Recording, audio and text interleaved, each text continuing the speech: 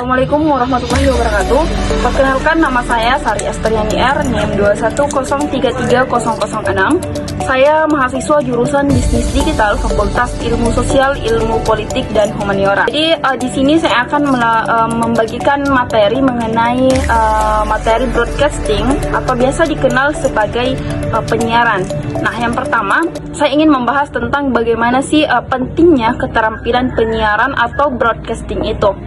Keterampilan penyiaran ini adalah biasa dikatakan sebagai esensial bagi siapa saja yang ingin berkarir di media. Mulai dari mengembangkan kemampuan berbicara yang jelas hingga penggunaan bahasa yang efektif. Semua aspek ini menentukan keberhasilan siaran. Nah, kawan-kawan, sebelum kita melakukan penyiaran, kawan-kawan perlu menyiapkan beberapa persiapan. Nah, yang pertama yaitu kita perlu menyiapkan yang namanya riset materi. Yang mana riset materi ini kita mempelajari topik yang kita akan bicarakan, yang mana secara mendalam agar dapat menyajikan informasi yang lebih relevan ataupun akurat. Nah, yang kedua kan latihan presentasi. Latihan presentasi ini kita berlatih berbicara dengan jelas, yang mana ketika kita melakukan penyiaran bisa lebih memahami intonasi yang baik dan tempo yang tepat untuk membuat siaran Anda lebih menarik. Kemudian yang ketiga, kita perlu melakukan praktek atau uji coba teknis. Uji coba teknis ini yaitu pastikan semua peralatan dan teknologi yang digunakan berfungsi dengan baik sebelum siaran dilakukan. Nah, selanjutnya penggunaan bahasa yang efektif. Ada beberapa yang perlu diperhatikan dalam penggunaan bahasa yang efektif.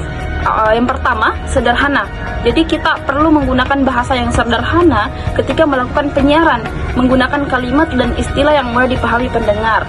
Kemudian yang kedua, jelas. Kita perlu menggunakan bahasa yang disampaikan ini secara lugas dan tidak bertele-tele.